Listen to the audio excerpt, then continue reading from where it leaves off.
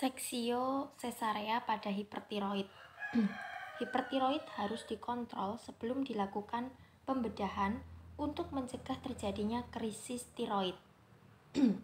Apabila obat-obatan anti-tiroid itu digunakan, persiapan untuk operasi tiroid itu membutuhkan waktu hingga dengan 2 bulan. Hipertiroid umum ditemukan pada populasi umum dan terjadi pada 2 dari 1000 kehamilan. Penyakit Graves menyebabkan 80 sampai dengan 95% kasus hipertiroid pada kehamilan. Penyebab lain diantaranya tiroiditis, adenoma toksik, multinodular goiter, tiroiditis viral, dan tumor pituitari atau ovarium.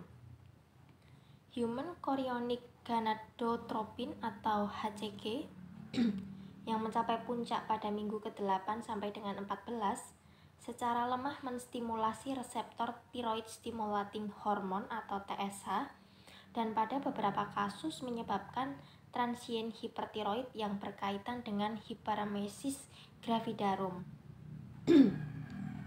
Tingkat HCG yang tinggi dengan gejala klinik hipertiroid itu bisa juga terjadi pada penyakit kehamilan trophoblastik dan kehamilan multiple.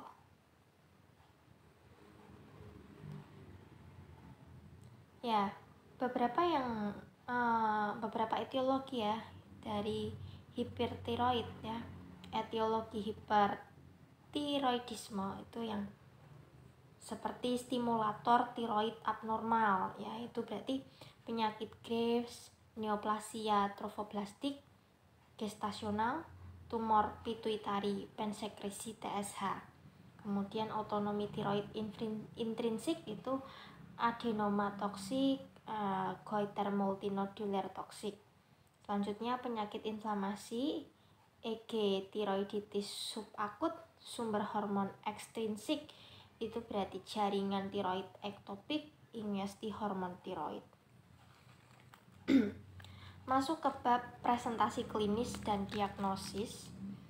Tampilan hipertiroidisme secara klinis sebagai keadaan fisiologis didominasi oleh peningkatan kecepatan metabolisme.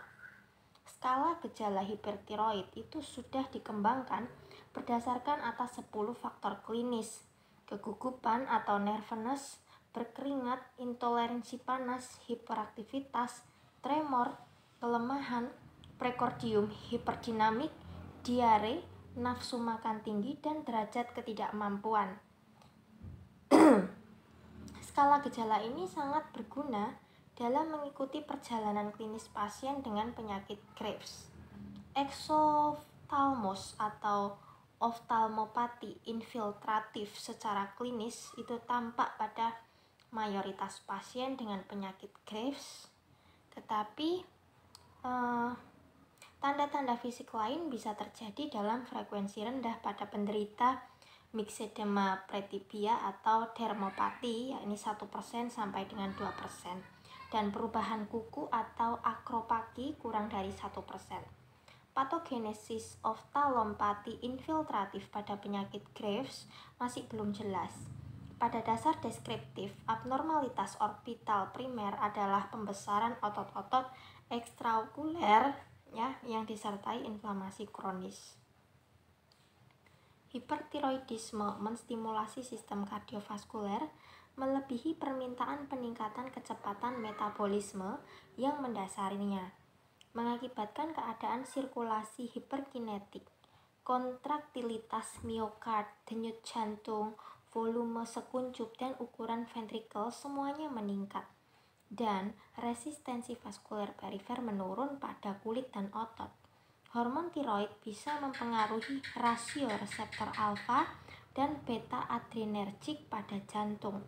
Suatu kardiomiopati bisa didemonstrasikan selama olahraga pada pasien hipertiroid yang independen dari reseptor beta adrenergik dan bersifat reversibel dengan normalisasi fungsi tiroid. Pasien-pasien lanjut usia dengan hipertiroidisme terutama rentan untuk terkena fibrilasi atrium. Diagnosis hipertiroidisme bergantung pada definisi dokumentasi peningkatan konsentrasi serum dari T4 terikat atau bebas. Bentuk yang lebih umum dari hipertiroidisme, EG penyakit Graves, adenoma toksik, goiter multinodular toksik, mungkin berbeda dari bentuk yang lebih jarang. Menurut penelitian mengenai ambilan radioiodin ya, identifikasi autoantibody reseptor TSH mungkin mempunyai peranan dalam membedakan penyakit Graves dari adenoma toksik atau goiter multinodular.